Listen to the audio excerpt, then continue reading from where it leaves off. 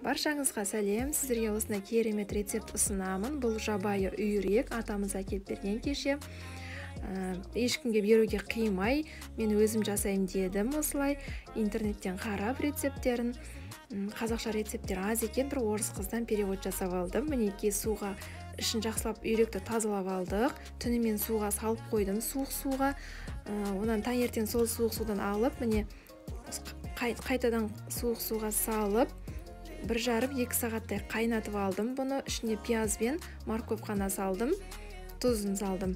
Міне 2 сағаттай қайнаған етімді алдым да суытып алып, сүйектерден ажыратып, еттерін осылай алып алдым. Еті жақсылап піскен, мінекей көріп тұрғандарыңыздай.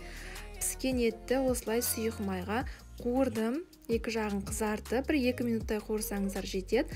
Аздап тағы да тұз септім, тұзы аздау болды. Перец, қара бұрыш, кез келген ұнаған өз приправаларыңыз қоссаңыздар болады. Для шашлыка қостым, чеснок қостым.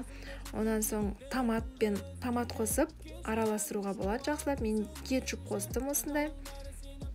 Жақсылап араластырып, екі жағын қызартып, осы майға қуырып алдым. Қызартып, екі жағын осылай қуырып аласыздар. Бір 3-4 минут бұқтырасыздар. Уже дайын тұр бұл.